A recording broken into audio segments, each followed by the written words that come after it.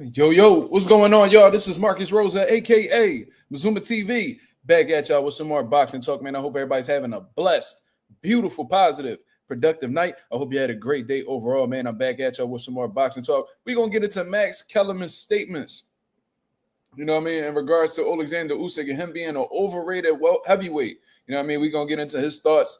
And, we're going to formulate our own opinions based off of that. We're going to talk about Fabio Wardley versus Joseph Parker. It is officially fight week for that. And we definitely going to express our, opinions on that fight as well. And we're going to talk about Xander Zayas saying that a big announcement is coming soon and what that could really mean for Xander Zayas. You feel what I'm saying? Then, of course, we're going to get into some open boxing topics. You feel what I mean? But before we get into that, if y'all could please hit the like button on the way in, that'd be very much appreciated. We on the road to 4K. We well into the 3,200 mark. About to hit that 3,300 mark in due time. Shout out to the nation and the mob for making this possible. Shout out to the girl Smoochie with the first comment of the day. She said, "Hey, told my friend about your channel. Hopefully he stops by." That's real love, Smoochie. Thank you, man. One of the best ways to really get somebody's business or channel or whatever the case is out there, word of mouth is one of the biggest, ways of advertising, one of the most, effective ways of advertising, anything you're looking to put out there. So thank you very much. I really, really appreciate that. You see what I'm saying? Shout out to everybody else that's in the building. I mean, hopefully the notifications get sent out because we got some boxing that we need to talk. You know what I mean? So let's go ahead and get them likes in, y'all. Okay, Smoochie, I see you still awake. That's what's up. It's good to see Smoochie still awake.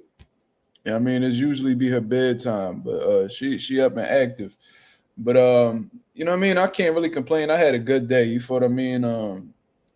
Work. I got like this new manager, man. My one manager, she just quit like out of nowhere. So we got this new man, like a temporary manager, bro. She's the fucking worst, bro. Like hands down, the worst. Like that micromanaging shit in workplaces is very real, bro. And she just like super obnoxious as well. So I'm just trying to keep my patience, you know what I mean, my composure, because man, I'll be ready to walk out that motherfucker myself. I ain't gonna lie, but it is what it is. Went to the gym today, got some good work with my amateurs. You know what I mean? Doing some matchmaking for my amateur show November 21st. So if you in the Philadelphia area, man, come check out Pivot Boxing Academy November 21st. That is a Friday, 7 p.m. Eastern Standard Time. Well, obviously, if you're in Philly, you're on Eastern Standard Time. But we're gonna have about 20, subject, the card is subject to change, but we usually have 20 amateur bouts. You know what I mean? Showcasing some of the best talent in the tri-state area, man. Always sell out, always do big numbers. You know what I mean? And we always put on great fights. So come check it out if y'all in the area, man. J Cash, what up? All right, we got a few people coming in the building. That's what's up. What's going on? Definitely like and share the live, man. You know what I mean? The subscribers, they going up, man. I was stagnant for a little bit, but we making our way back up. We running them numbers up, man. Would an amateur card be accessible digitally? Damn. How the fuck you? Digitally, I guess you would say. Shit. Digitally. I don't fucking know. It should be. You know what I mean? That's why I tell everybody to go follow Pivot Boxing Network. You know what I mean? Definitely check in with Pivot Boxing Network, man. Subscribe to that channel. Turn that post notifications on. So when we go live, why Smoochie laughing at me? Because I said digitally. I don't know how I say that shit, man. I'm tripping. But we'll be going live through the Pivot Boxing Network, man. We wasn't able to do it the last time, but we did get recordings. And, the full amateur show is on Pivot Boxing Network right now. He said you was stuttering like turkey. That's crazy. Nah, my show isn't like that. I'm struggling to get through a word. I have trouble pronouncing certain words. I don't know why. I would like to think I'm well-spoken, but certain words I just can't get through for some reason. Like digitally. But I'm adding like an N. So it's like, I know that's not right. But whatever. You know what I mean? We're going to get through it. We'll find another word that'll be easier to say. You know what I'm saying? But that's what synonyms is for, right? Shit. But Turkey was like, let me tell you something. No. We ain't on that because niggas gonna be thinking I'm punchy or something. I wasn't in boxing that long to be punchy. Lorenzo, what up? Ralph, Coffee Plant. Virtually. Yeah, see, I could say that. Smoochy. So that's a good one. Hold on. But yeah, my beard looking crazy out here. Yasir Ali says, you think Dev finna get his rematch with Ryan if he gets past Brian Norman Jr.? I mean, it depends if Ryan Garcia is gonna be willing to. First of all, we got to see when Ryan Garcia comes back. That's first of all. Second of all, we got to see if Ryan Garcia is able to bounce back off of that loss to Rolly Romero. You know what I mean? Like, we don't know. You know what I mean? If Ryan gets a solid victory, you know what I mean, there might be a little bit more momentum, added to that fight, and then we'll see it. But I don't know if Devin Haney, let's say Devin Haney were to defeat Ryan Garcia in the second fight, the rematch, whatever the case is. I don't know if he will get much credit because you know what I'm saying. He came off of a loss. Specifically, I could say that. Coffee, stop trying to play me, cuz. Fuck wrong with you? Say time out. Say no, I'm fucking with you.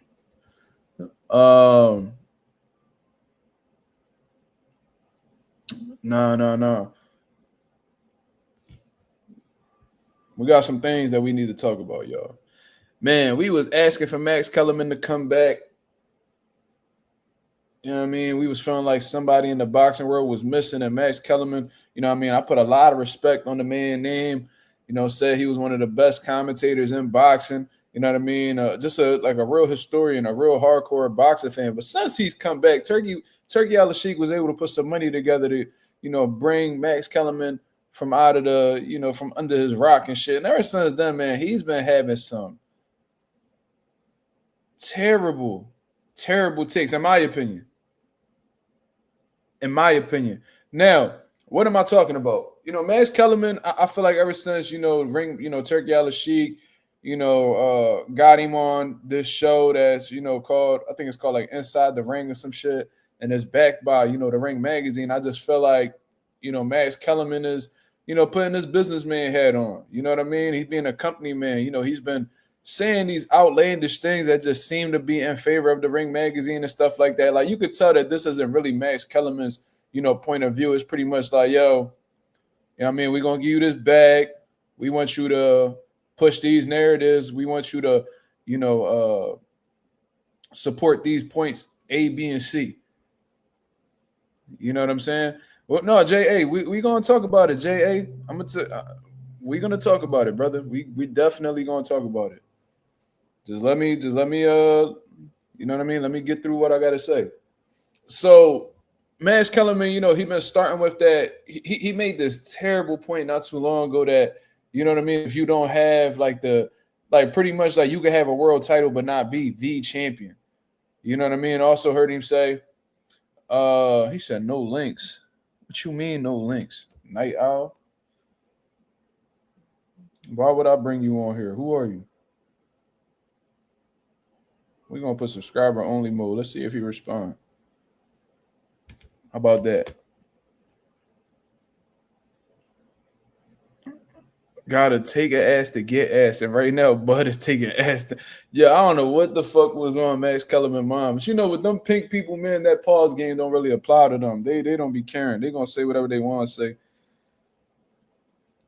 Yeah. Like Tim Bradley put his company man hat on. You know what I mean? Max Kellerman on the same shit since he been back. You know what I mean? Because the last time he was around, ESPN dropped him because he wasn't seeing eye to eye with Stephen A. Smith or whatever the case is. So I remember he was pretty much saying, like, you could be a world champion and not be the champion. And if you got the Ring magazine belt, you are the champion. You know what I mean? So that just let me know. I'm like, oh, okay. Max Kellerman on his company man shit. So, he's been coming out with some crazy takes. Manny Pacquiao is great, is a greater fighter than Floyd Mayweather, which I think is, absolutely absurd in my opinion.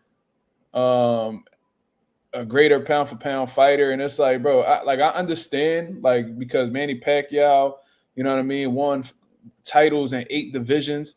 You know what I mean? Like, I understand, I get it, but you know what I mean? It's more to being pound for pound than, winning titles in different divisions or winning in 8 different divisions. You know what I mean? I think it plays more of a factor than, that. But regardless, Max Kellerman been saying some outlandish shit. I'm trying to think what else he said. What else was an L take? What else was an L take from Max Kellerman? He said a few different things. Whatever. You know what I mean? We about to talk about this right here. So we're gonna let Max Kellerman speak his mind. You know what I mean? I do have respect for Max Kellerman. I'm not going to necessarily disrespect him. That's false night hour. Floyd Mayweather did unify. He did unify. Actually, after he beat Manny Pacquiao, he had 3 out of the 4 major titles in the welterweight division. You got to do your homework, brother. He had the WBC, he had the WBA, and he had the WBO. So let's be accurate. Let's be accurate. So we can't be out here, spreading lies. We cannot be out here spreading lies, brother. Anyways, so let's actually hear what Max Kellerman has to say. Oh, shit. I forgot to share the screen. I played the video and forgot to share the screen. Hold on, y'all. I'm tripping.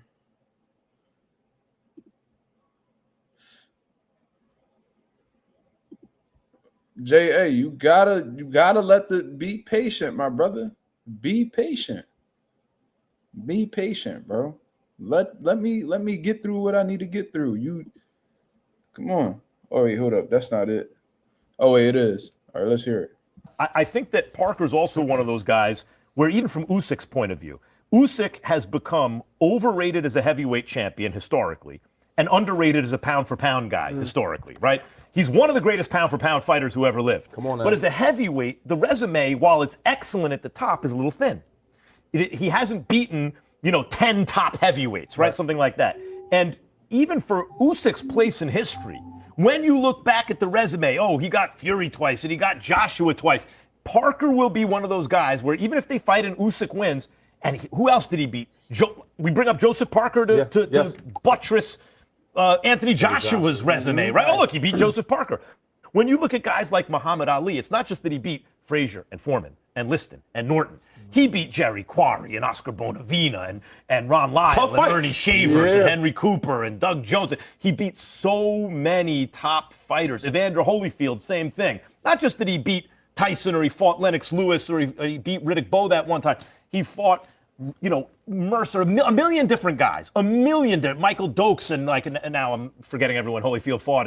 Bobby Chez. Those are like you and I just gave the worst examples of the top guys he fought. But it's the fact that he fought everyone in the era, right? It makes a difference, I think. Yeah. So that's Max Kellerman's words on Calzaghe is not better than Floyd. You out your fucking mind, brother. You are out your mind. But let's actually play that again. I want to get a good understanding of what Max is saying. Let me play this one more time. I think that Parker's also one of those guys where, even from Usyk's point of view, Usyk has become overrated as a heavyweight champion historically and underrated as a pound-for-pound guy historically, right? He's one of the great. He's saying that Oleksandr Usyk is overrated as a heavyweight champion historically. So not at this present moment. He's not saying that Usyk is overrated like amongst the current crop of heavyweights. So what Max Kellerman is trying to say, or at least what I'm picking up from what he's trying to say, is that Oleksandr Usyk is overrated historically, because when we look at the previous heavyweight champions and the guys that they beat, he brought up Muhammad Ali. You know what I mean? You could bring up guys like Lennox Lewis, who came up in a time where the heavyweight division was absolutely stacked with Hall of Famers, all-time greats. Real top tier caliber fighters. You know what I'm saying? So I understand what Max Kellerman is saying at this present moment, but at the same time, I'm one of those people, and this is why I disagree with, Max Kellerman to an extent, because he brings up some valid points. He's telling you, like, if we looking over, guys like, Muhammad Ali, you know what I mean? They beat so-and-so. They beat George Foreman, Joe Frazier, Floyd Patterson. Muhammad Ali's resume is one of the greatest resumes of all time, in my opinion, in terms of like notable guys that he's actually fought and beat. You see what I'm saying? So yeah, when you comparing them amongst other guys who had a plethora of fucking heavyweight talent in their division and were actually career long heavyweights, yeah, you make a great case. But we really got to take Oleksandr Usyk's situation into context. Meaning, when Oleksandr Usyk, first of all, he didn't start off as a heavyweight. You know what I mean? So maybe Oleksandr Usyk would have had more depth in his resume at heavyweight if he was actually a career-long heavyweight. He started his career in the cruiserweight division. You know what I mean? I don't know exactly when Oleksandr Usyk turned pro. I'm gonna have to do some quick research real quick on that. But he hasn't been pro for that long. That's another thing. You know what I mean? Like when Usyk came into the game, he turned pro at like 26 years old. You know what I mean? So a year younger than me is when he, turned pro. That's relatively late for the average professional fighter, especially when you got an extensive amateur background like Usyk. He pretty much jumped into the pros really late. You know what I'm saying? So, and then he started at cruiserweight at that. Then he spent 6 years at cruiserweight. So literally half of the time that he's been professional. Wait, hold on. So he turned pro at 36. Yeah. All right. So it's currently 2025. He turned pro in 2023. So 6 years. From 2013 to 2019, Oleksandr Usyk was in the cruiserweight division. He actually made his heavyweight debut at 32 years old. 32 years old. So listen, man. So he pretty much came into the heavyweight division in the second half of his career. And he told you he only got 2 years left. So let's run it off. His first fight at heavyweight was against Chaz Witherspoon. Chaz Witherspoon, that was his first fight. So I guess that was his tune-up and acclimate into the division. Then he went right into one of the, I wouldn't necessarily say that Derek Chisora is the biggest, one of the highest caliber fighters in the heavyweight division. But, Derek Chisora is a vet. He done been around, tough, rugged guy. And if you slip in that night, he might upset you. He might fuck you up. You know what I'm saying? That's just the type dude that Derek Chisora is. Then he goes in there with a two-time, mind you, two fights, and he's in the ring with a guy that a lot of people claim, and mind you, Oleksandr Usyk is an undersized heavyweight. A lot of people believed in his skills, they believed in his abilities, but at the same time, they came out and they said that, he was too small for these bigger guys. You know what I mean? So, they crowned Anthony Joshua as his top heavyweight, and he was in his own right. He became unified twice. You know what I mean? That's not an easy, accolade. It's not. And Anthony Joshua had beat some credible names at the end of the day. You know what I mean? He beat, he got his lick back against Andy Ruiz. You know what I mean? He beat Joseph Parker. He beat Vladimir Klitschko, who's an all-time great heavyweight in his own right. You know what I mean? Anthony Joshua has beat some solid guys consistently throughout his career. Dillian White, even though he a drug cheat. You know what I mean? He did what he had to do in that situation. Oleksandr Usyk goes in that fight where a lot of people are are really concerned for him. Don't really feel like he could win, whatever the case is. Not only does he win, but he dominates Anthony Joshua. Dominates him. Give a fuck if it was a split decision. Dominated him, in my opinion. So then he goes up and he fights Daniel Dubois. Daniel Dubois, actually that win aged really well because Daniel Dubois made a hell of a comeback. Made a complete 180 in his career. You know what I mean? Beat some credible names. He beat Anthony Joshua. He beat Filip Herkovich. He beat Gerald Miller, who was undefeated at the time. You know what I mean? And he was able to win a world title. So he faced Daniel Dubois. He beat him early before he could win that world title. Then he goes in against Tyson Fury, who a lot of people were saying, but they were saying he was greater than Muhammad Ali. Was they not saying that when Tyson Fury was at his peak and he went through that trilogy with Deontay Wilder and he knocked out Dillian White? And, they pretty much were saying that this motherfucker was the next coming of Jesus in boxing. We had guys like Shakur Stevenson saying, man, he greater than Ali, man. Man, Fury 6'9", man, and Muhammad Ali ain't beating him. Like, I remember that. And this was still an undefeated Tyson Fury. That Oleksandr Usyk went in there against, and guess what? He beat him. there was a little bit of a layoff after that. He rematches Tyson Fury again. When Tyson Fury gets the gist of who he is, beats him again. And not only did he beat him that first time, that should have been a stoppage. That should have been a stoppage. Yeah, Ralph, they were saying Fury could have competed with the all-time great heavyweights. And mind you, Oleksandr Usyk is doing this, not being a legit heavyweight, being undersized for the division, and just beating these guys off of pure skill. Pure skill. Like I was here, I remember this. So when I'm hearing Max Kellerman say that, Oleksandr Usyk, is overrated as a heavyweight champion historically, it's like, I hear you, because he didn't have the quality opposition like these guys did in the 70s, 80s, even the 90s, early 2000s. Not really the early 2000s. So we're going to say the 70s, 80s, and the 90s, right? You know what I mean? Like we don't have those current crop of heavyweights that came from those times. However, this dude beat with only with only 6 years, with him not being a full-fledged heavyweight and spending half of his career in the cruiserweight division, the guys that he's been able to beat in the division is top tier. It's top tier. Anthony Joshua twice, Daniel Dubois twice, Tyson Fury twice. These were top guys in the division who were completely bigger than this man. And had the, I don't know much about Tyson Fury's punching power. He seems to have respectable power. He's a 300-pound man. But Anthony Joshua put lights out with one punch. Daniel Dubois putting lights out with one punch. And they was doubting Usyk going into the Dubois rematch because of the controversy from the first fight, saying that he got hurt to the body. And, Usyk, that was really a knockdown. And Usyk was able to finesse the referee into thinking he got hit with a low blow. He came back in there and dominated even more the second time. And this is a man who's in his late 30s. This man 37 years old, I believe. 38 years old, actually. Sorry. About to be 39 in January. So, could I understand Max Kellerman's perspective? Yeah, I could kind of understand what he's talking about, because Usyk didn't have the competition that the Ali's had, the Larry Holmes had, the Lennox Lewis's had.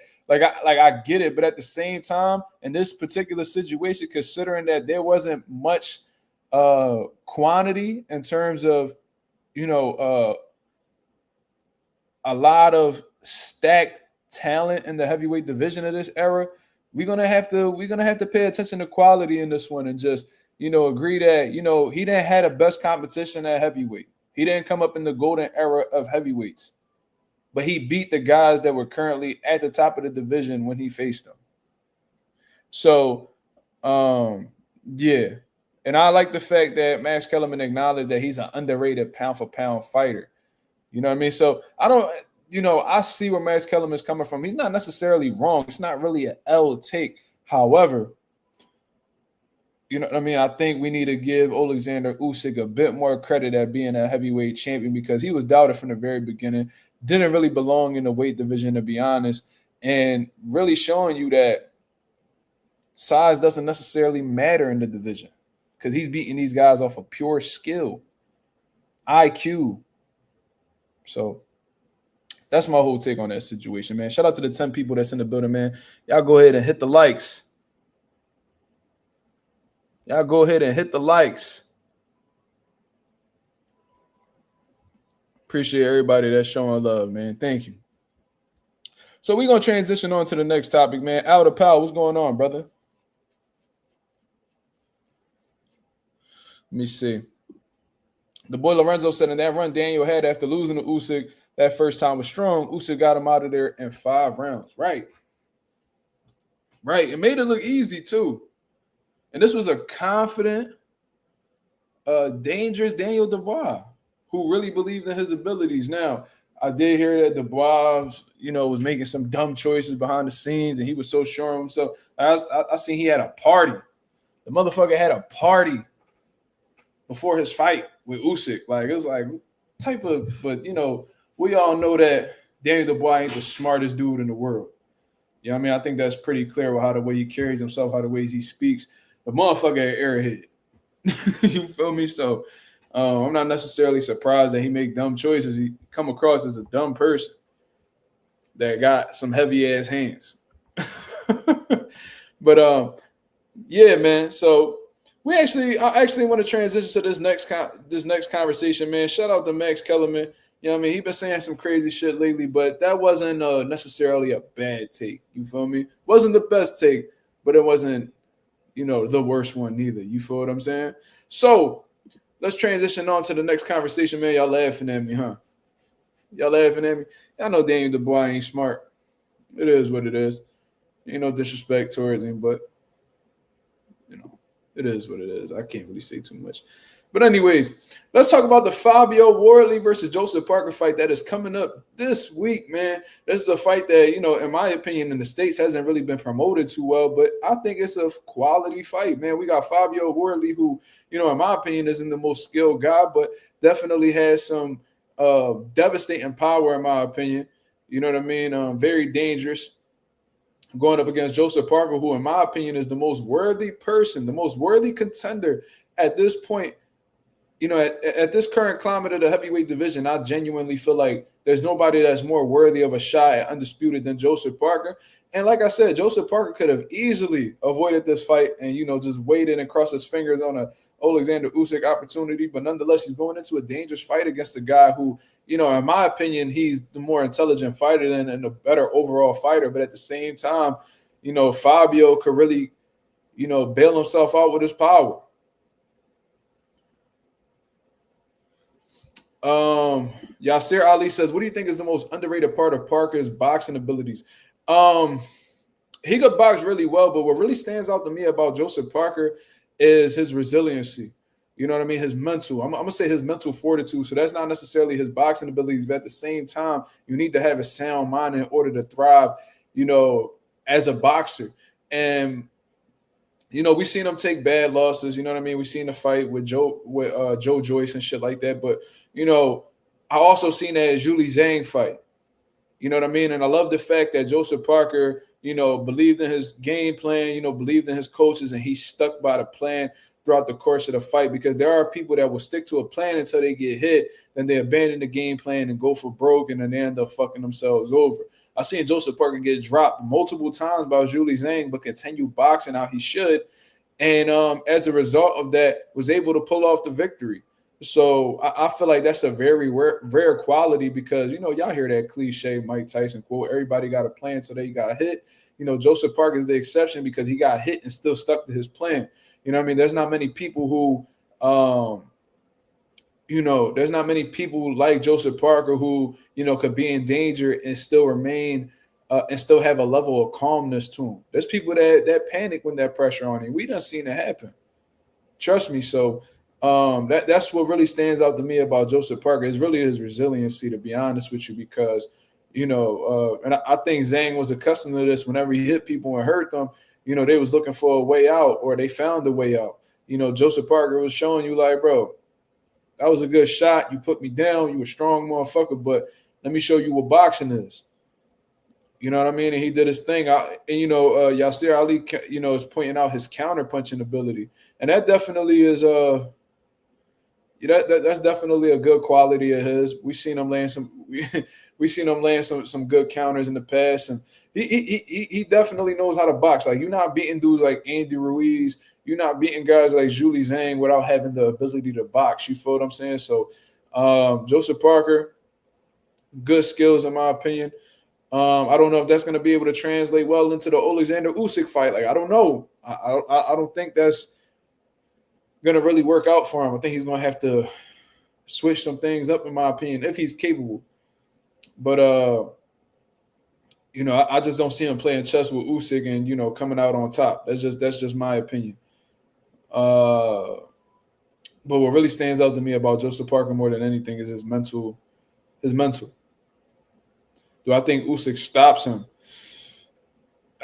See, the thing about Usyk is you could tell he's not the biggest puncher at heavyweight, but he's very sharp with his punches.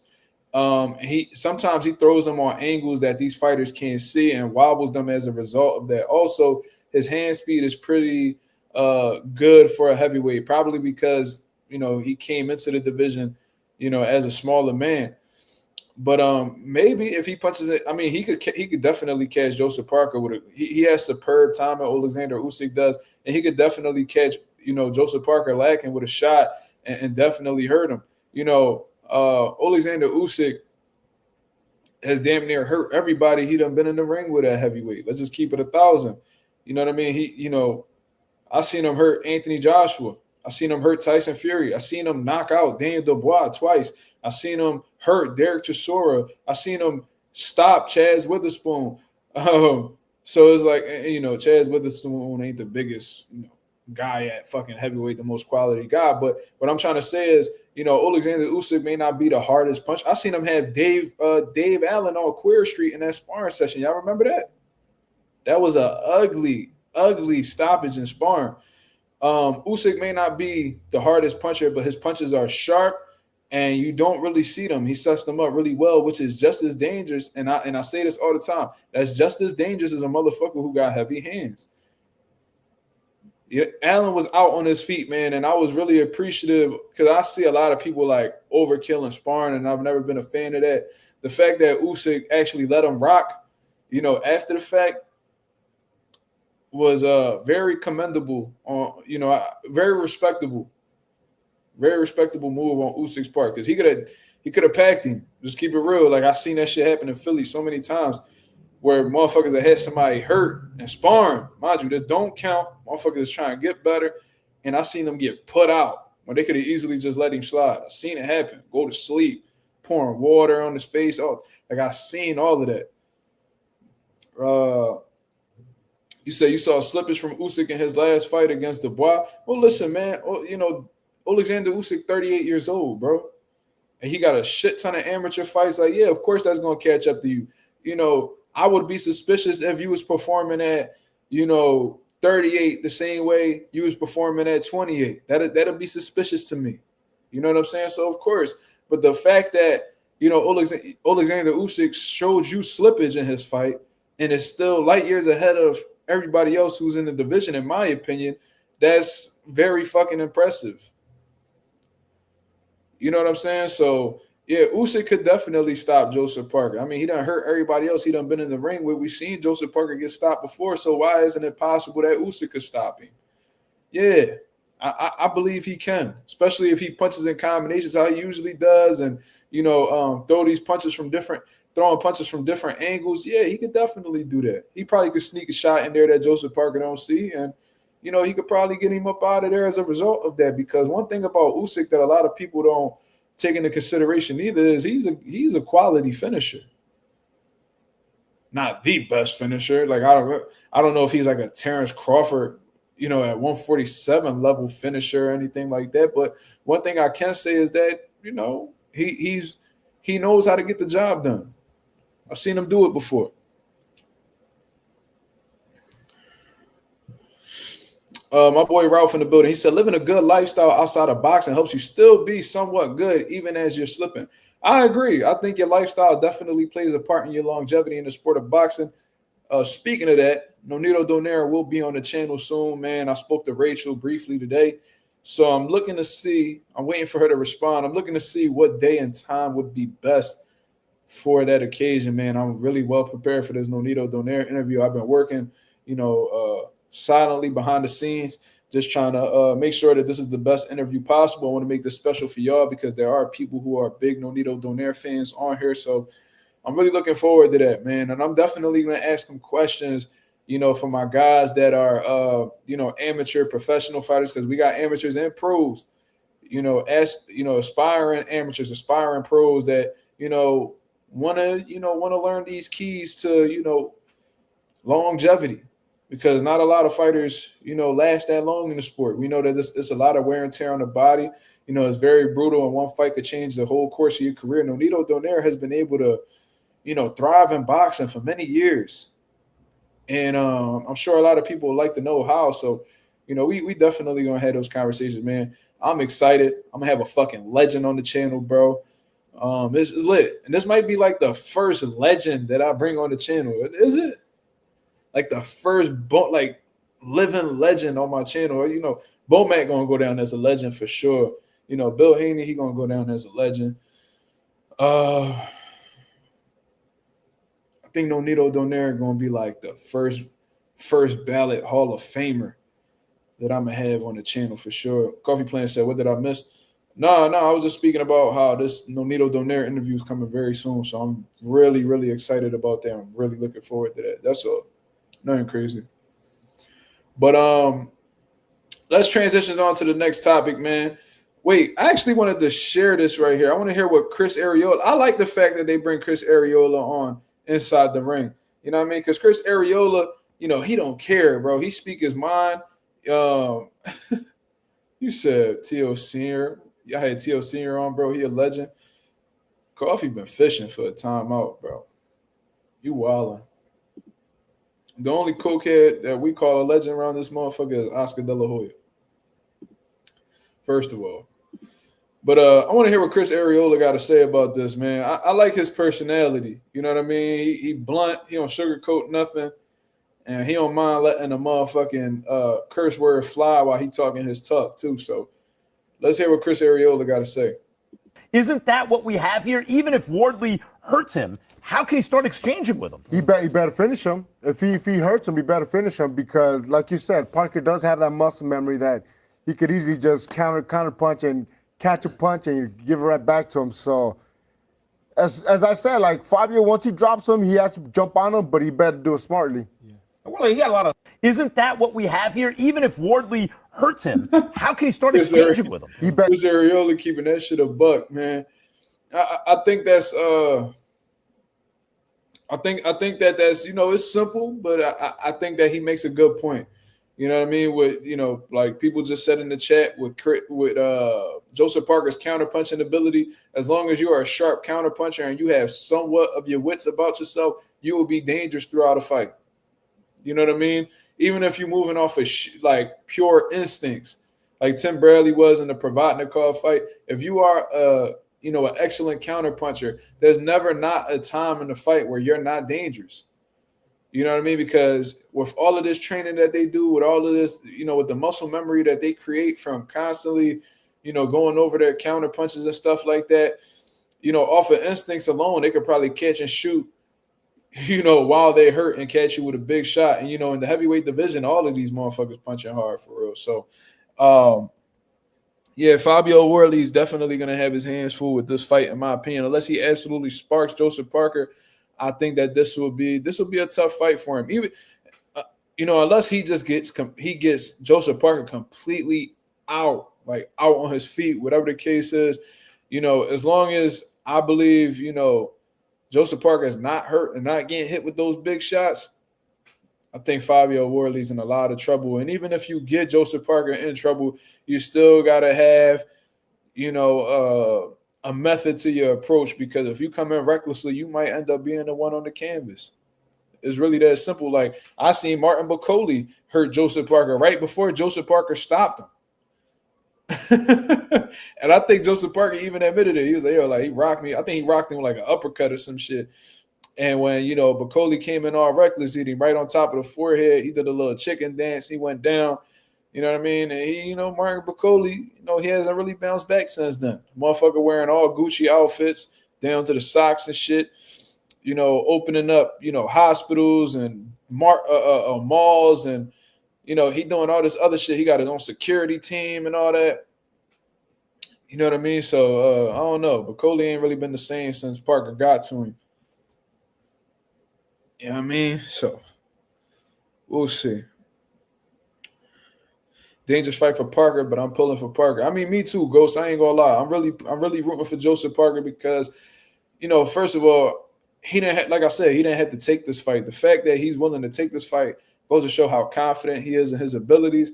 It goes to show how much he believes in himself and how he doesn't mind rolling the dice in order to, be great. We got to appreciate fighters like that, because nowadays, we don't really get fighters who really want to prove themselves. I want to test themselves to see how great they are. Joseph Parker don't got them problems. You can tell just looking through his track record. You know what I mean? He fought Deontay Wilder back when, and this might have been a diminished version of Deontay Wilder, but at the time, a lot of people thought, including myself, that Wilder was going to knock Joseph Parker out. And he dominated Joseph Parker. I mean, he dominated Deontay Wilder. Fuck the money up. You know what I mean? Even with 24 hours notice, people were saying Bacoli was going to beat Joseph Parker. He beat Bacoli. You feel me? The Julie Zhang fight, Big Bang had a lot of Big Bang Zhang. That motherfucker had a lot of momentum behind him. In the lead up to that fight, and Joseph Parker fucked the money up on that situation too.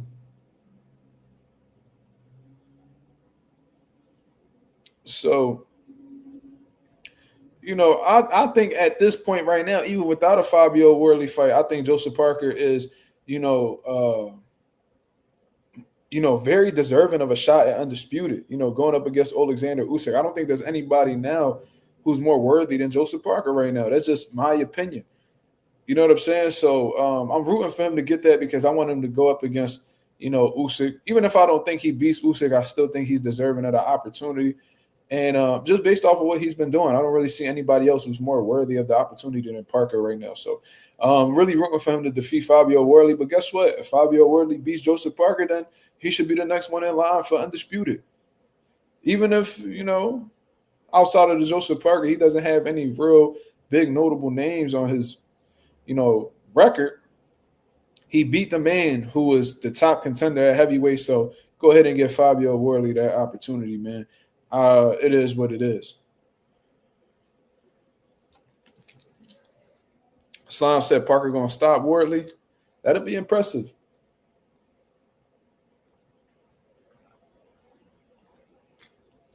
And I also want to say it's going to be hard for me to root for a nigga named Fabio. I mean, I think it's going to be hard. It's hard for me to root for a nigga knowing that his name is Fabio. That's weird. Super weird. Do I think Parker's a Hall of Famer? Not necessarily.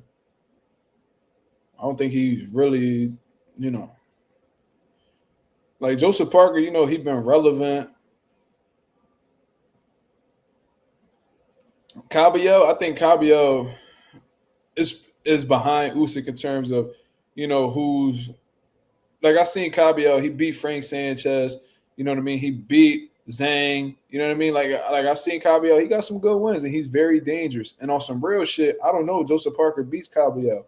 However, if we're talking about, who's beat, who's done the most to secure a shot at undisputed, is Joseph Parker, hands down. Joseph Parker do got the better names than Cabello, to be real. But Cabello, he's a monster, and I can't wait to see Cabello get his opportunity. Whoever thinks Usyk is overrated probably thinks Jerome Boost Ennis could. I don't understand the correlation between the two, but you entitled to your opinion, Eugene. I like Cabello too, Andres. He can rumble. He definitely got up off that canvas against Zhang and proceeded to beat the dog shit out of him. He definitely did. I may actually go back and watch that fight once I get the chance. I ain't gonna lie. I got the day off from work tomorrow too. Oh yeah. Yeah, it's gonna be lit. I'm gonna watch me some boxing. You heard? Hold on.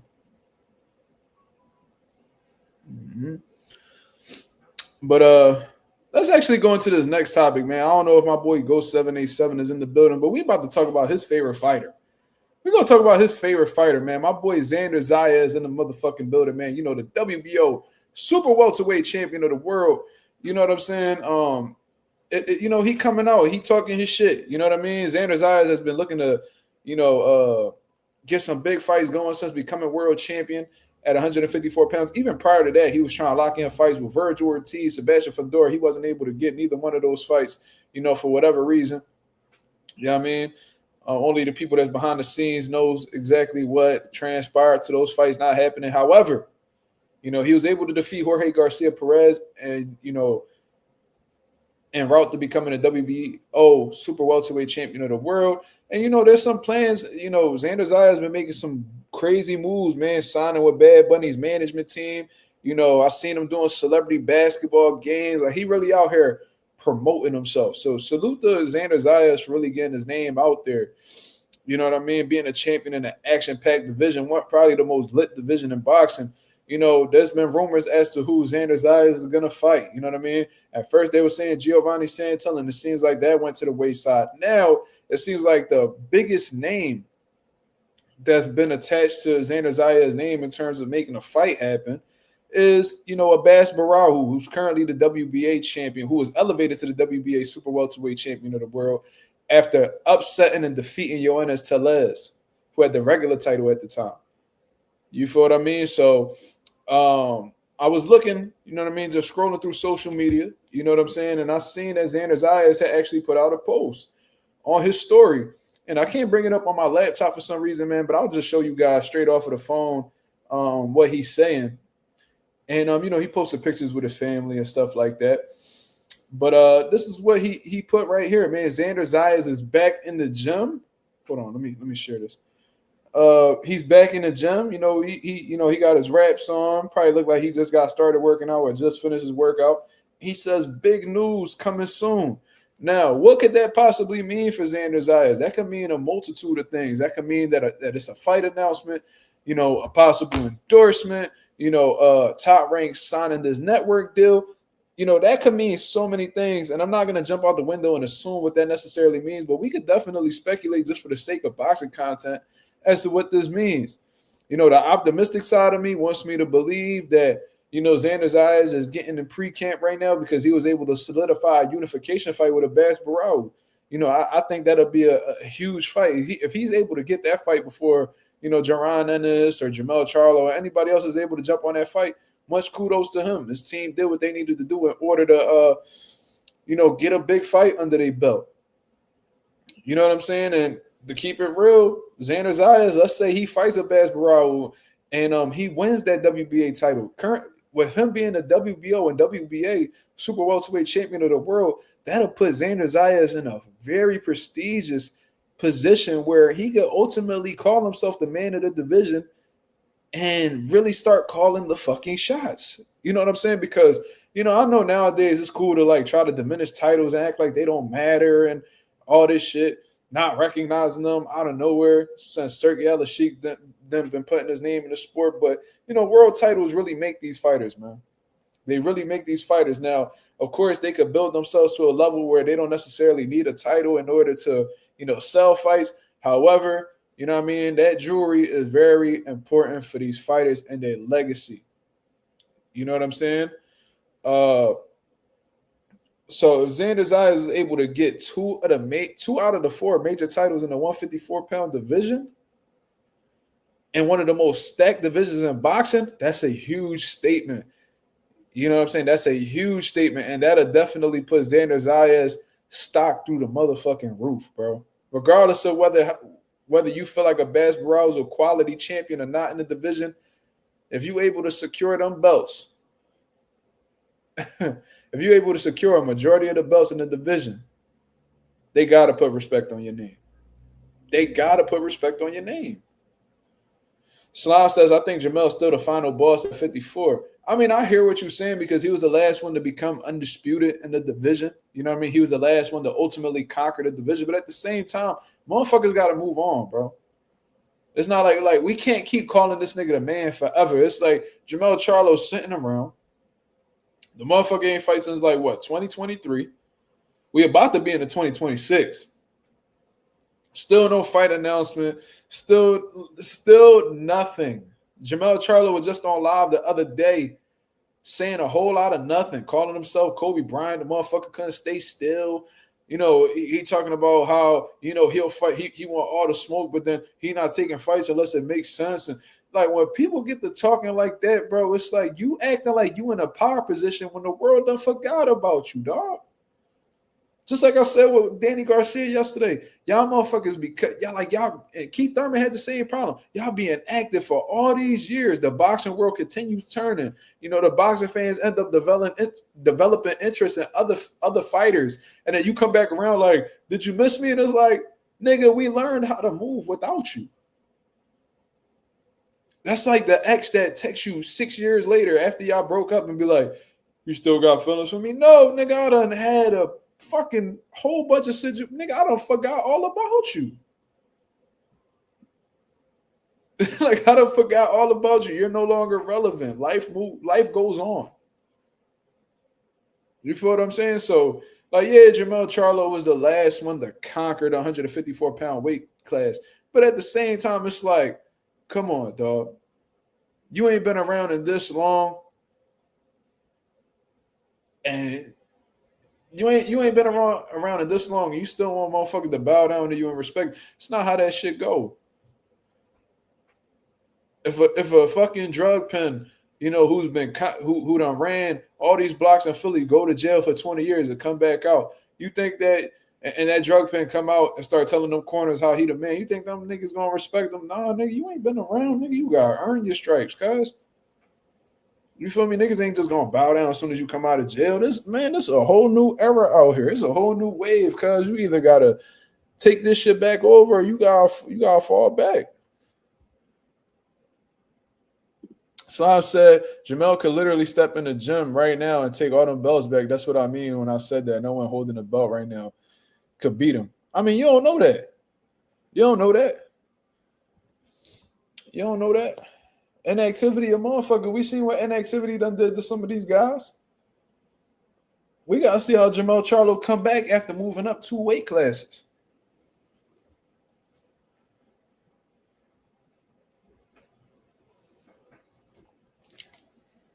I still look at him as a threat, but we don't know what Jamel got left.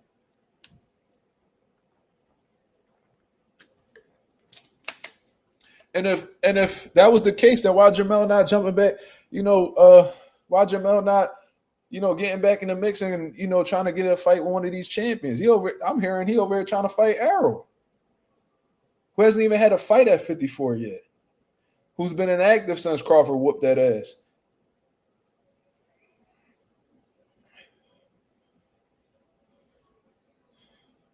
I think Jamel could beat some guys, but it's like, how do we know what he has? What do we know? What do we know what he has left? Is he still that killer that he was when he fought Tony Harrison and they last fight? Is he still that same monster? That's still that same monster that went up against Brian Castano? Like, we don't know. We don't know. That's the thing. Like, we genuinely don't know until he gets in there. And something tells me that Jamel he not even too sure himself because of who he's looking to come back to fight. Errol Spence? You talking about taking over 154, but you want to come back against Errol Spence? We don't even know if Errol Spence the same. I'm watching Errol Spence hit the pads, and he looked nothing like himself. Looked like a totally different fighter. I think he is balanced all over the place. He's not even sitting down on his punches. His feet like happy feet all over the place. No balance whatsoever. When Errol was one of the most fundamentally sound, balanced boxers in the division. You got Errol beating him? Of course you do. Of course you do. We're not surprised.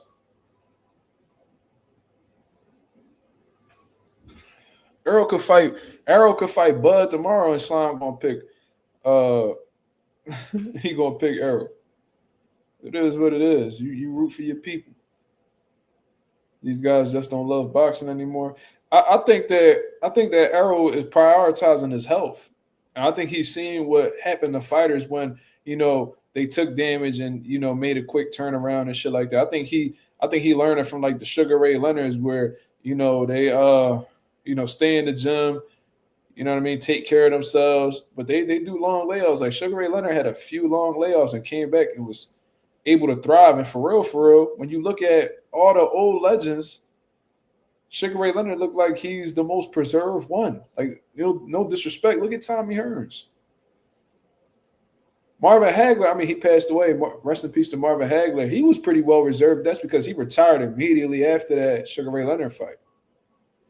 Roberto Duran, he's older, but you could tell he's not, you could tell he's kind of damaged from, the fights he done had.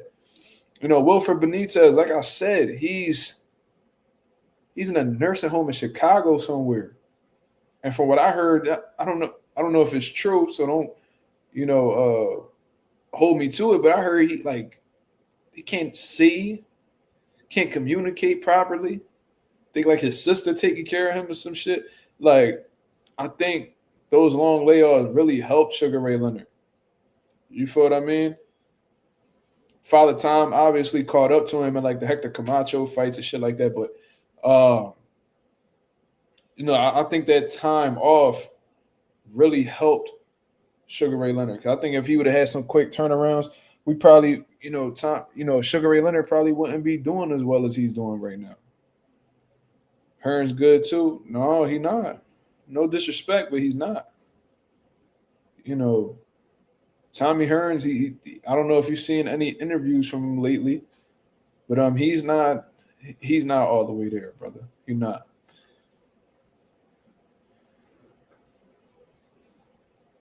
You know what I mean? Just go listen to him. Speech real slow.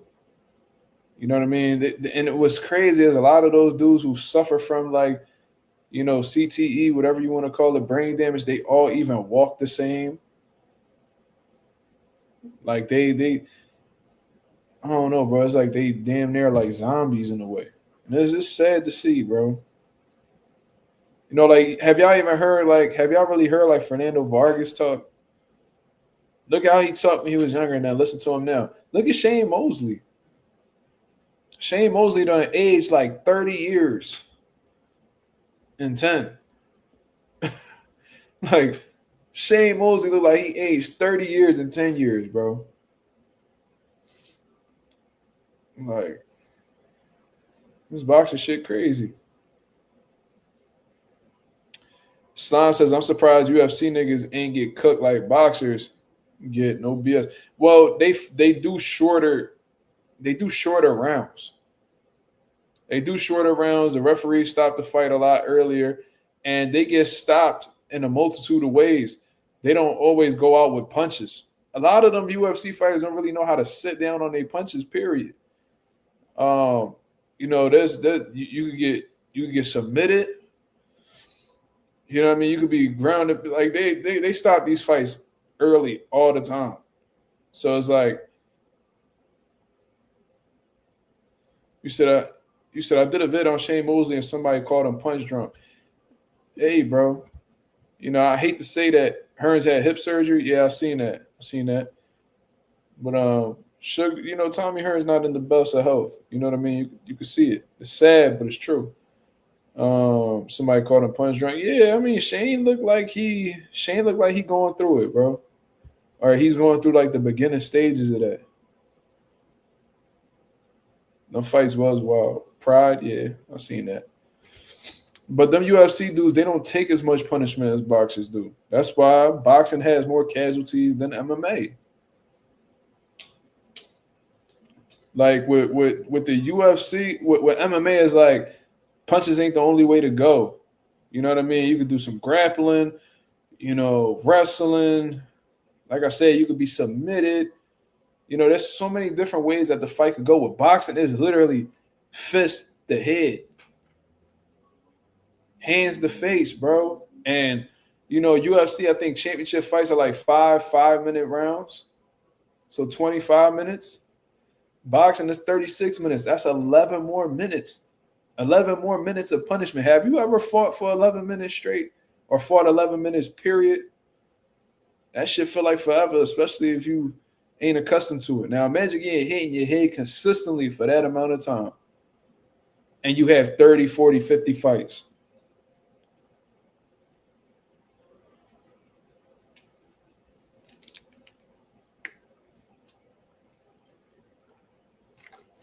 And that's not even sparring. That's not even the amateurs. Yeah, Anonymous, some of these guys was in the 15-round era, so now you're talking 45 minutes.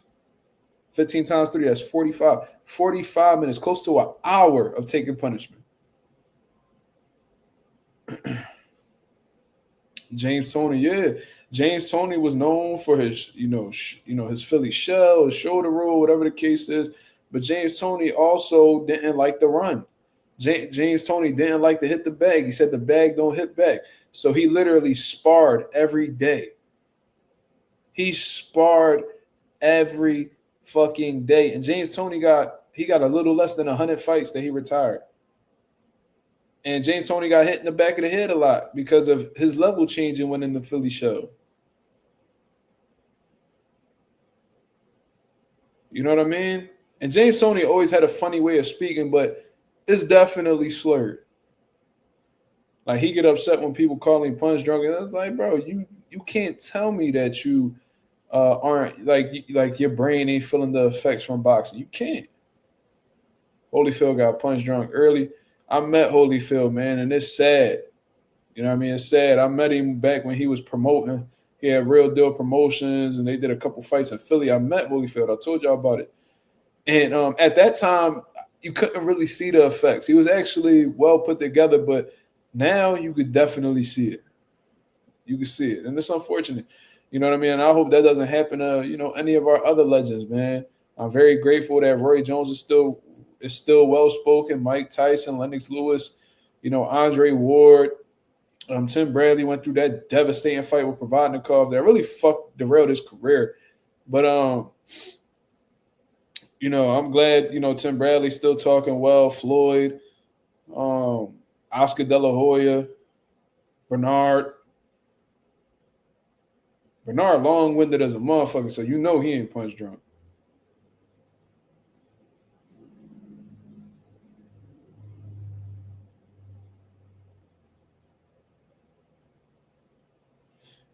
And people be thinking that you being disrespectful when you say that you don't understand James Toney. Bro, you genuinely have trouble understanding him. You do.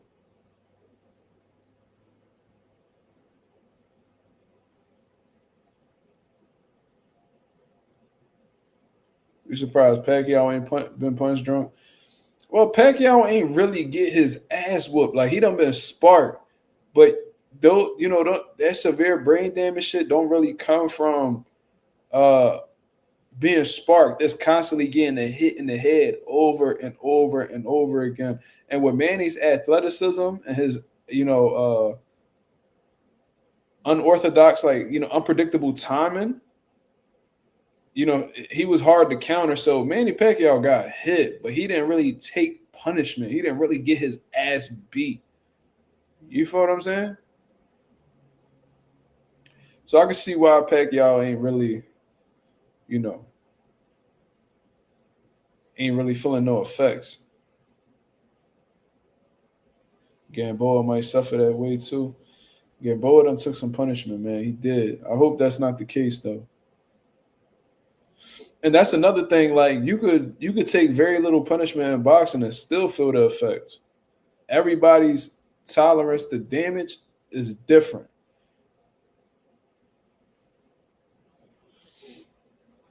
Sean Porter, he never, like, he got hit, but like he didn't really get his ass whooped neither. Like Buzz stopped him, but like he wasn't punishing Porter on the way to stopping him. He just caught him with a good shot, was able to finish him. But besides that, Porter, like I said, he got hit by like Thurman, and Arrow hit him with some good shots, and got dropped by Adrian Broner. But like Porter never really got his ass whooped. Every fight he been in was competitive. Even the Bud one was slightly competitive until the knockdown. Miguel Cotto starting to talk funny. Yeah, Ghost. I didn't really want to say that. He was somebody that came to my head. But yeah. And plus, what really doesn't help Cotto is that I heard that he's a big drinker. You know what I mean? They say that a lot of people who struggle with like brain damage and shit like that, they become addicted to alcohol because alcohol really numbs, the brain and shit like that. You feel what I mean? Hagler did do great interviews, and he was very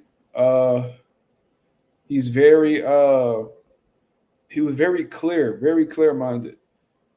But Hagler, he felt like he got robbed against Sugar Ray Leonard. It was like, man, fuck boxing. He actually moved to Italy and became an actor, from what I understand. A lot of people don't know that. That man had a whole acting career out in Italy. But Miguel Cotto is starting to talk funny, unfortunately, man. He even looks a lot older.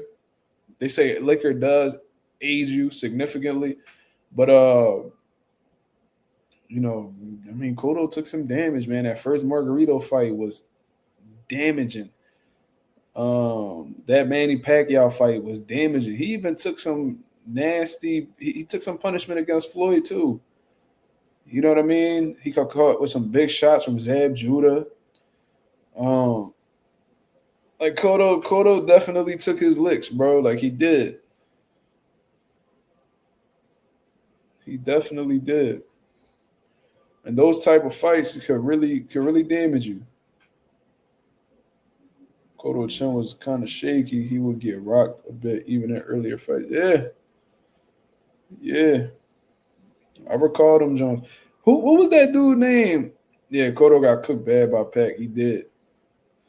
But who was the dude name that had Cotto hurt real bad? His name, he was like a Colombian dude. His name was it Ricardo Torres? His name was something Torres.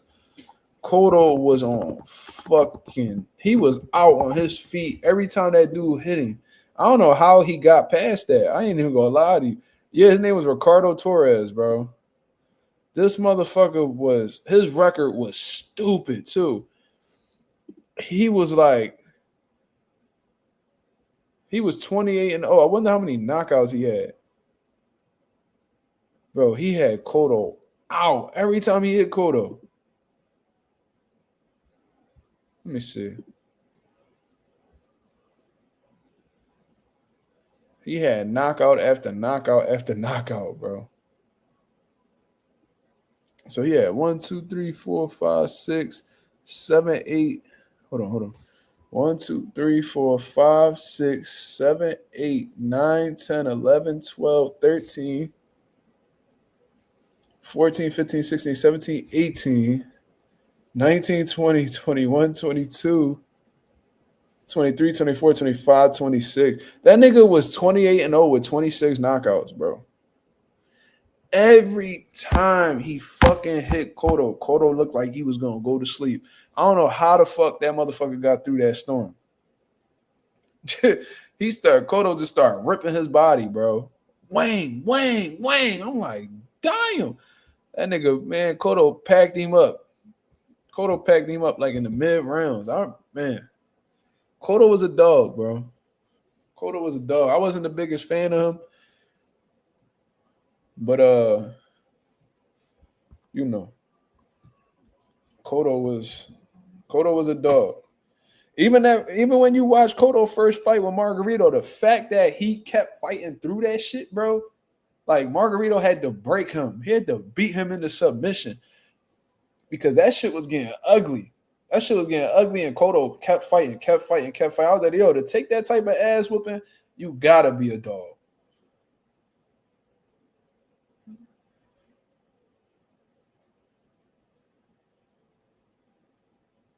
This nigga said he had him dancing merengue. That's crazy. Leo Santa Cruz is a candidate just off that Tank fight alone. I thought Leo passed. Like, I remember I was watching that shit in my bedroom. And bro, when Tank put Leo to sleep like that, bro, I literally jumped out my room and was running up and down the steps like I was working out with some shit. Shoom. I was like, oh my God. Bro, I celebrated for like 5 minutes. This nigga Leo still asleep. I was like, yo. I said, yo, this nigga good. Like, that boy Leo took a power nap, bro. Like, that nigga was on some NyQuil extra strength shit. I was like, yo, did Tank really unalive this nigga? I was like, oh shit. I stopped celebrating. Then I seen Leo wake up. I'm like, oh, all right, shit. Tank almost sent that nigga to the morgue. One punch. Real shit, nigga. I was not exaggerating. I thought something really happened to Leo, bro. Sheesh. G tatted up. What up, brother?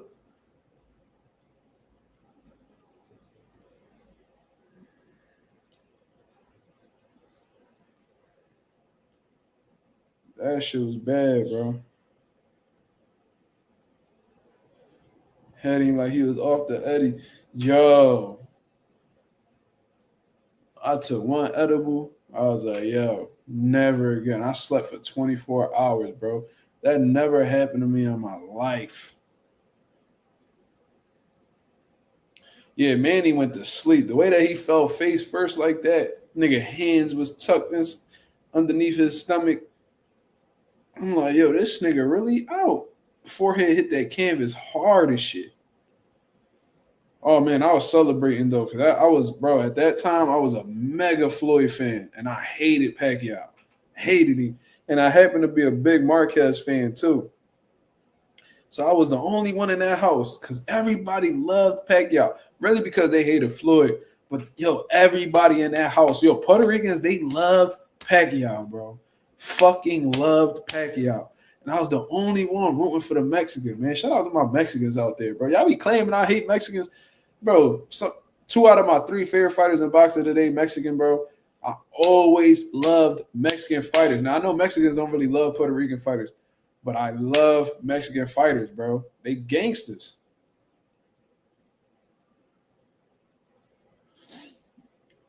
Bro, when Marquez put Pacquiao, first of all, when he dropped Pacquiao, that was nasty. That was a good overhand. Put Pacquiao down. I was like, oh, yeah, it's over. Oh, yeah, it's over. But Pacquiao started catching his rhythm, and Marquez was having trouble keeping up. But Marquez was lining up that right hand, bro. He went on the back foot.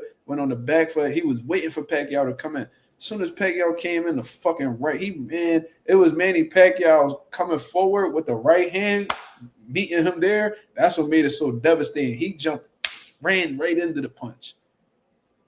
Probably wouldn't have went that way if Pacquiao didn't run into it. But his momentum with the fucking punch put him right out. Nasty.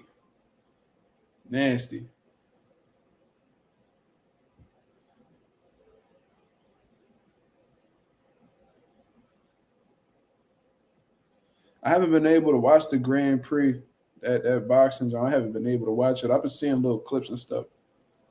Someone trying to wake up Manny like he was Mufa. Bro, the memes that came from that shit was crazy. But, bro, I was in my aunt's house. Like I won the lottery for like 180 mil. The way that I was acting up in that motherfucker, bro, you would have thought that I hit a parlay. Parlays didn't even exist back then, I think. But, bro, I was going ape shit in that house. Everybody was like, man, you a hater, man. Man, you a hater, man. I'm like, man, fuck y'all niggas. And y'all hate Floyd, so we cool. Fuck is you talking about? I was in that bitch two-stepping. Oh, man, I love that shit. When Pacquiao went out, I was like, oh, yeah. I was telling everybody, I was standing on, I was like, man, fuck Pacquiao. Fuck him. He ain't better than Floyd. Fuck him.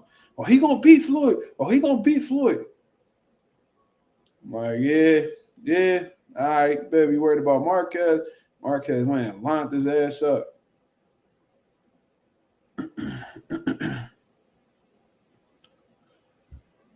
R3 says, Mazuma, Max Kellerman said that David Benavidez' style isn't meant to last. Do you agree? And secondly, do you think Benavidez' style can have success in higher weight classes like cruiser and heavy?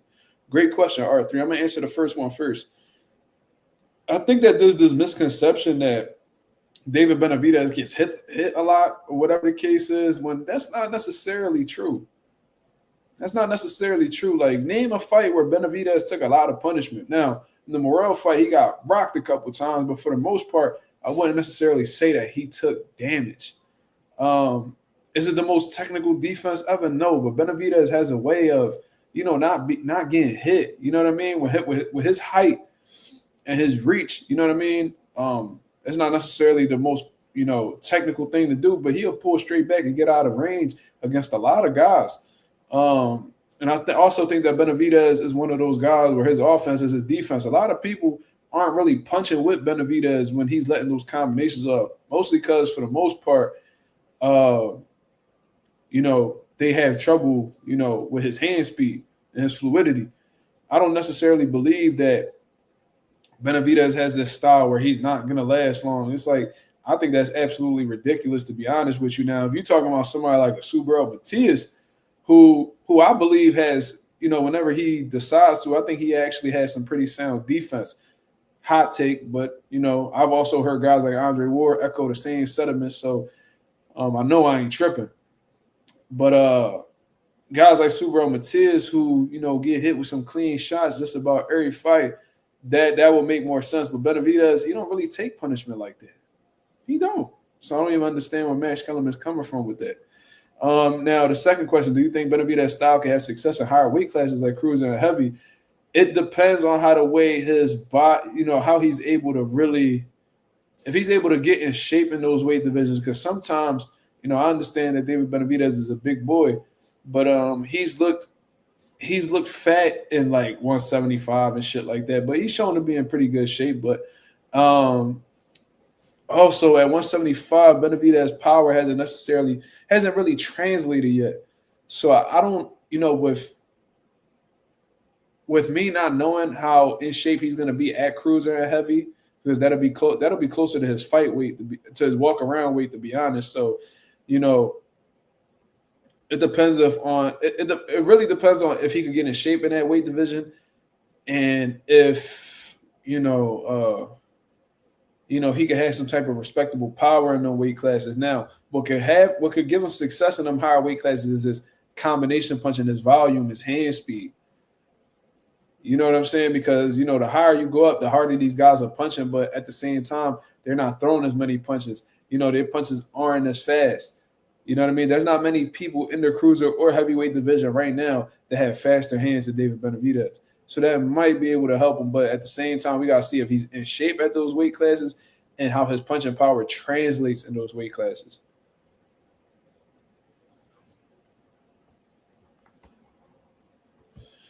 Mark, remember our bet. You got to dye your hair blonde if Hitchens fights and beats Gary Russell. He's not beating no fucking Gary Russell, so I'll make that bet all day. Do y'all hear that new rumor that's going around that supposedly Hitchens and Tio are going to fight in a Brooklyn versus Brooklyn fight? It's like, bro, Tio just need to make up his fucking mind and see what the fuck he going to do, bro. Is you rumbling Shakur or not? Like, is you fighting Hitchens or not?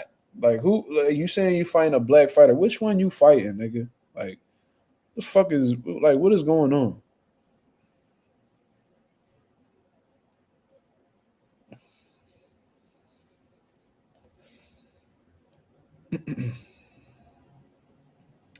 I'm tired of hearing about T.O. too, for real, for real. I'm gonna keep it 1,000.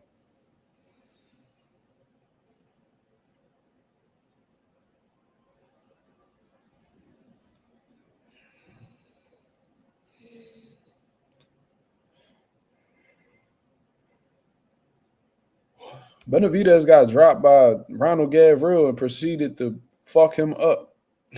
So I think it's going to take more than dropping Benavidez to put any type of fear in him. If anything, I feel like if you drop Benavidez, that'd probably be the worst thing you do, because all you're going to do is turn that nigga up.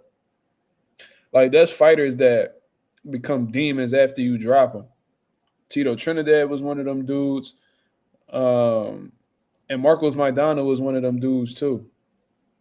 If they hit the canvas, you just turned them up to a whole different level. Now you got to deal with the bullshit that's about to come with that. Now you want anyways another one. Yup. He be falling all dramatic. So he fall over and shit. This nigga get up and turn into Goku. Bud versus Prime Tito. Bud will probably get Tito, but because although he's not as tall as Tito Trinidad, he will have the reach to neutralize Tito. In my personal opinion, I think he's the more skilled fighter than Tito. But Tito was 5'11", sound fundamentals, punch hard with both hands, good counter puncher, good timing, was off balance in them early rounds, so Bud probably would have got a knockdown on him.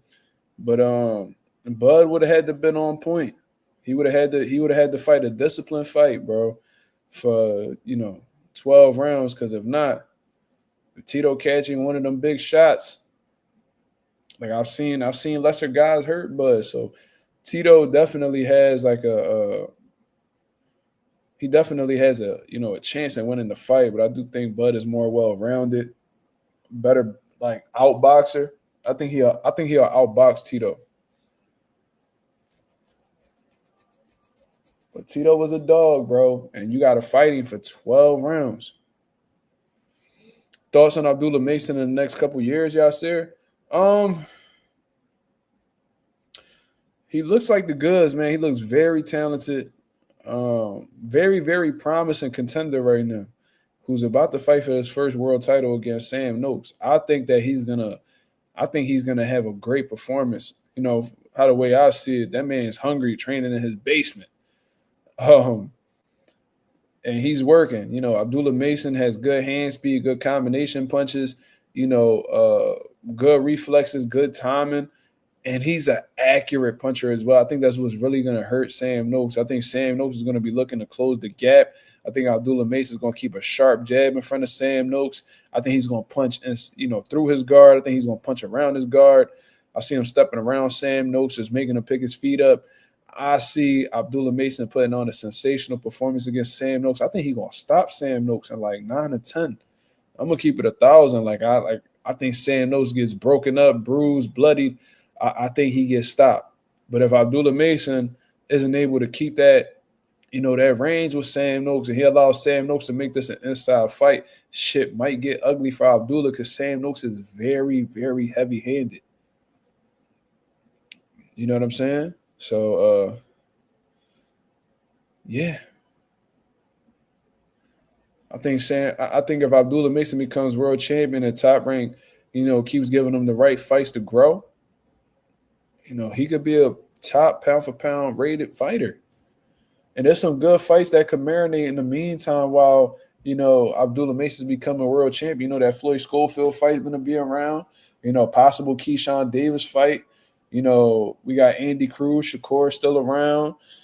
Abdullah Mason has some big potential money fights further down the line that, he could be a part of. He's coming around at the right time. What happened to Paulie? Man, Paulie must be broke, bro. I ain't gonna lie. Like the fact that, Paulie is he just can't seem to leave the fighting alone when he knows he's clearly past it. It's like, bro, you don't love fighting that much. You ain't want to do bare knuckle that bad. It's like, and I heard Paulie say that, he keeps fighting because he needs to pay his mortgages. All right, so that just let me know that you don't have money. Because at this point in your life, Paulie, you should definitely be having your money work for you, bro. You know what I mean? Like, you should have been had some type of income coming in. Like, you done had so many jobs. You done commentated for Showtime. You commentating for Pro Box. You know what I mean? You got your own YouTube channel. You doing commentary for you all over the place, Paulie. Nigga look like he got swiped by a fucking bear claw. Nigga look like he got fucking mollywopped by a grizzly bear. Like, nigga, what the fuck happened? I still haven't gotten stitched up. Nigga, why are you putting yourself in a position where you need to get stitched up? And Paulie, you can't even punch. Why the fuck is you doing bare knuckle? Like, you like so willing to break your hands to make $1. It's like, bro, you gotta be going through it. You gotta be going through it. I don't know if this nigga Paulie got kids, but like you acting like you backed up on child support or something. Bro, this nigga look like he got swiped by a full-grown grizzly bear, bro. This nigga had a whole lineup. It's 4:30 in the morning. I still haven't got stitched up. Is that what they do in the UK? Nigga, why are you doing this? You was world champion. You done been a part of big fights, and you done you fought Adrian Broner. You fought Miguel Cotto. You fought Zab Judah. You fought Danny Garcia. You know what I'm saying? Like, you done been a part of some big fucking fights. Why are you still fighting? Sit the fuck down. Sit down. Like, you fought Ricky Hatton. Sit down. What the fuck are you doing?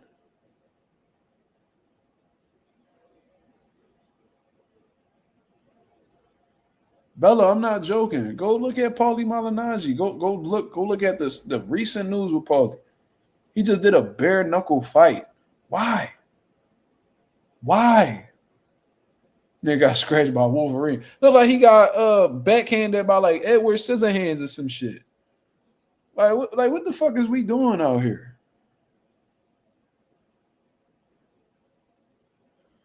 God damn, Paulie. And it's like, bro, I really don't fuck with you because I still remember them racist comments you made. But it's like, I feel bad for you, brother. Like, I really do. Like, I got a big heart. For those of y'all who don't know, I got a big heart. So even if I don't fuck with you, if I could see you going through some shit, I kind of be like, oh, Like, I hate to see you going through that.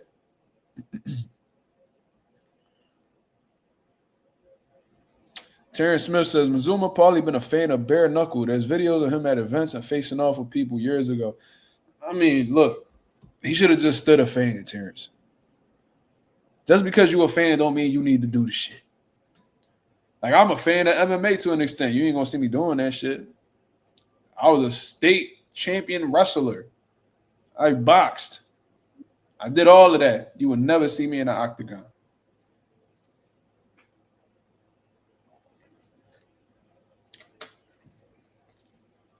So that's exactly what he needed to stay, Terrence. He needed to stay a fan. Nigga said he want to move to Italy. Like, nigga, go do that. Go do that. Like, as many hustles as you got, Paulie, there's no reason why you should be broke. What you spending your money on, nigga? Hoes? Tricking? Adrian Broner was smutting one of the bitches you was with. So I don't know. I think Paulie like prostitutes or something. I don't know. Shawn Michaels hit him with the sweet chin music with metal cleats on. That's crazy. That nigga look like he had the same cut Badu Jack had. I'm like, what the fuck? Man, listen. And I heard Paulie won. That's the crazy part. You won, nigga? I don't know what you want to. I don't even want to know what you would look like if you lost. If that's how you look coming off a win, my nigga, I don't want nigga. You might come with a toe tag if you lose, cuz I ain't even going front. I heard the nigga won.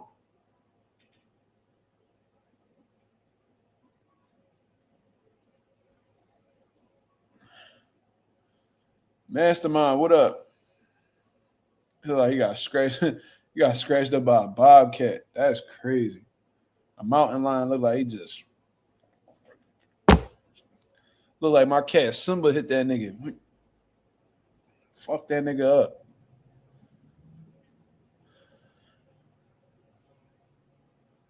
Paulie walked in Gotham. Batman put that nigga through 8 windshields. Nah, but for real though, like watching Paulie, it's like you gotta have money issues, brother. Like you not going through that off the love. And what a lot of people ain't peep was the beginning of the video when they showed his hands, bro. Nigga hands look like motherfucking Incredible Hulk hands. Swole than a bitch. I'm like, damn, nigga. Y'all remember them Incredible Hulk hands? You know what I mean? They big as shit. Like that's how Paulie hands look. Swole. Nigga, you was breaking your hands with 8 ounce gloves on. You think you ain't gonna break them bare knuckle? You stupid ass nigga. In boxing, you got protective wraps that's supposed to secure the wrist, the thumb, the knuckles. You throwing punches with protective with padded gloves, and you breaking your shit. Then you get in this bare knuckle shit with little to no padding. You think your shit not gonna break? It's like you. Not all money, good money, Paulie. You fucking with your health, bro. And you gonna end up getting really hurt like Zab Judah did. Zab Judah didn't know when to hang it up, and he had to do emergency brain surgery. And by the grace of God, Paulie's still here with us. I mean, Zab's still here with us. Because for real, the fact that he had that brain injury, had that surgery, and he's still talking like nothing happened, God is with that man. God may not be with you if you keep rolling them dice like that, bro. I'm telling you. He said he only got hit with one shot. God damn, that motherfucker got hit with a Hadouken. And then got hit with that Bruce Lee shit. What the?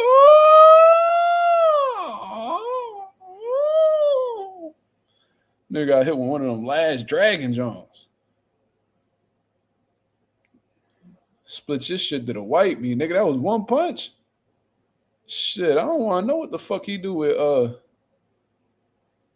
2 or 3. Shit.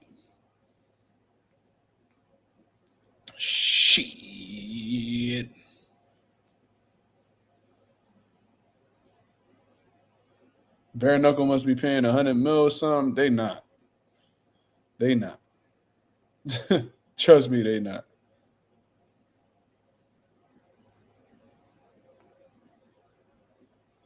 I heard, I seen what, now they don't get paid terribly.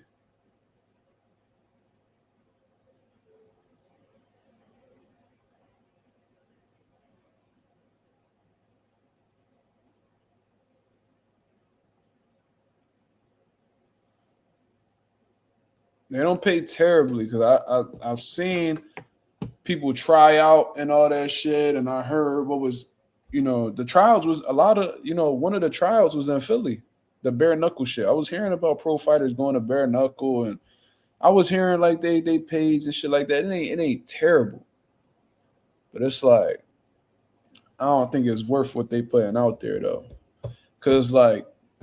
You may be getting paid 5 figures, but then your hospital bill might be 5 figures. Like, is you really coming up? Unless they taking care of your medical bills, like, is it really worth it?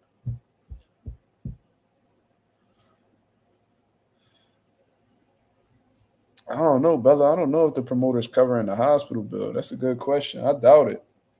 For real, for real. Like, I'm sure they got EMTs on standby and all that shit. And, they got to compensate the EMTs for being there. Niggas threw a porcupine at that nigga face. That's crazy.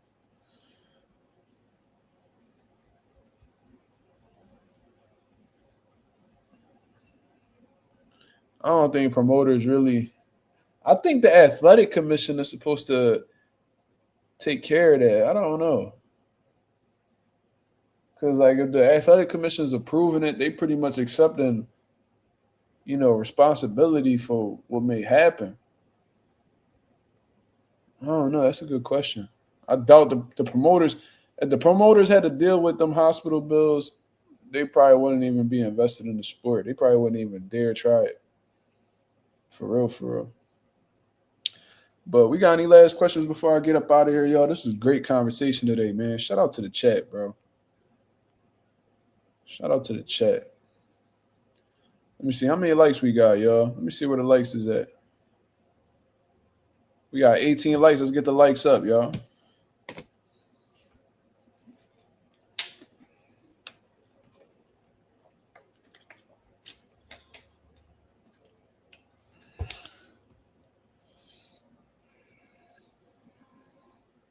Fucking Green Goblin thought he saw that nigga. The Green Goblin saw Paulie and thought it was Uncle Ben out this motherfucker.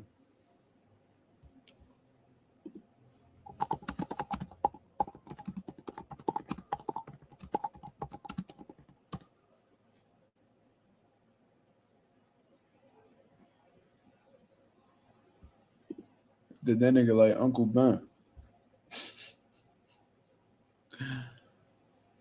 Drum.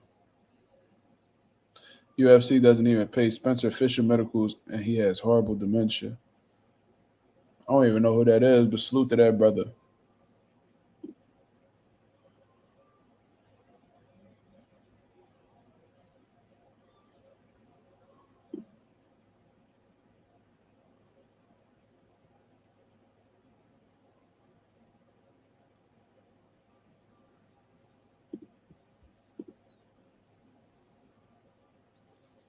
Kamehameha. That's funny. He said, bro, what do you think about the Dubois Sanchez IBF eliminator? Shout out to Daniel Dubois for that motherfucker don't believe in no tune-ups. That nigga in his Earl Spence shit. But shout out to Daniel Dubois for stepping up to that IBF eliminator with Frank Sanchez, man. That's a quality fight. Yeah, I mean, that's definitely a quality fight. We got to see exactly what Frank Sanchez got left in the bag. That may be competitive in spots. But Daniel Dubois, that was a pretty bad loss he took, y'all. That was a pretty fucking bad loss. Like, Usyk really put him the fuck out. Frank Sanchez done had his loss. Well, shit. Yeah, he done had his loss. You know, he got packed up not too long ago by Cabriel. Yeah, I mean, he came back and won after that, but that was against somebody with a losing record. Nigga went to Mexico to get a win. So that'd be interesting. I might have to root for. I might have to go with Daniel Dubois on this one. We don't really know what Daniel Dubois is gonna come around, but shit, he's hungry, man. Daniel Dubois is hungry.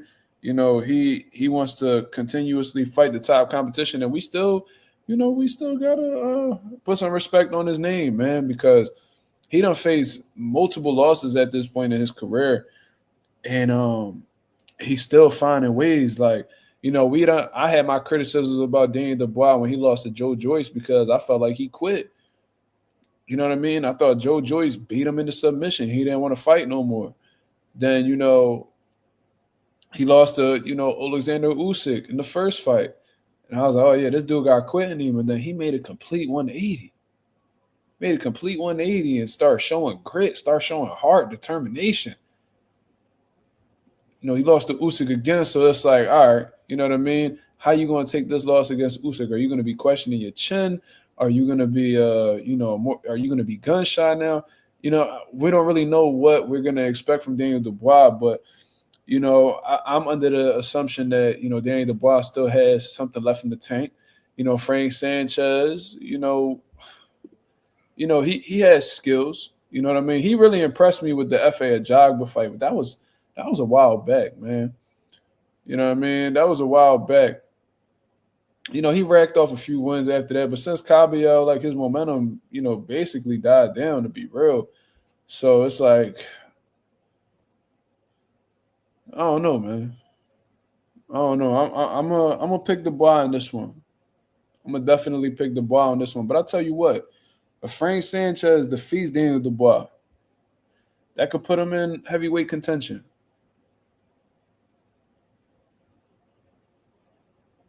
You know what I mean? I think Dubois is definitely the pick, though. Anonymous said, I still got Dubois. Rouse said, I got Dubois beating Sanchez. Lorenzo says, I got Dubois, too. Anonymous says, everybody losing to Usyk, though. Yeah, man, I feel like the only thing that I really fuck Usyk up right now is a clean shot, like a one-hitter quitter, or Father Time, bro. Like, from a skill set aspect, ain't nobody touching Usyk, bro. The FA fight was like 2021. I remember that, bro. I think that was like on a Wilder Fury undercard.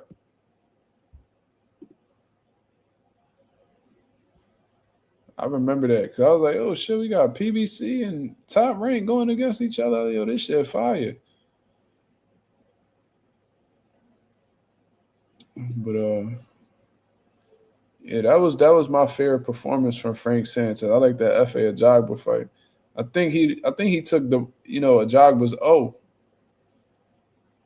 And I was like, oh, yeah, this nigga F.A., he not – they was trying to build him up to be like that next Wilder and shit, skinny dude with good punching power. But, nah. I still want to see F.A. run that shit back with Bacoli, though. Bacoli bullshitting, bro. Motherfucker ain't got no urge to come back into the ring. Should have been had a fight. Should have been on that November undercard. Fuck you doing?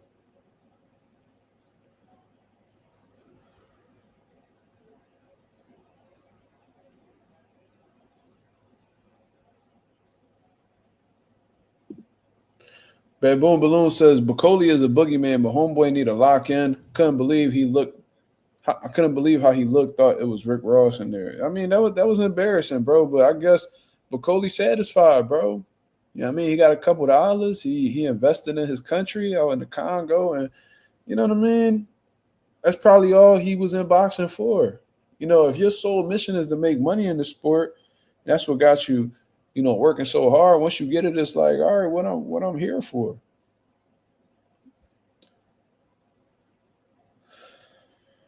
You know what I'm saying? So, yeah, I don't really know what to really say about Bacoli, to be honest. You know, I think part of what makes you a boogeyman, though, is your mentality. And if you got this lazy ass mentality, like Bacoli done been showing in his most recent fights, how much of a boogeyman is he really? I genuinely feel like what make you a boogeyman is your mentality, your approach to the game. If you coming in on some lazy shit, nigga, you fool. Don't give a fuck how good you is. So that's my say for the day, man. I appreciate everybody. Yeah, Junior, he definitely can't stay in shape. It's embarrassing. But I appreciate everybody that came through and showed love to the channel, man. If y'all could go ahead and hit the like button on the way out, that'd be very much appreciated. This was a great conversation that we had on the live, man. Please please subscribe to the channel if you haven't already. We on the road to 4K. We well into the 3,200 mark, about to hit that 3,300 mark in due time. Shout out to the nation and the mob for making this possible. I'll be back at y'all with another live, 10:30 p.m. Eastern Standard Time tomorrow to continue cooking up on what's going on in the boxing world, man. Until then, I hope all of you guys have a blessed, beautiful one. Have a great night. Peace.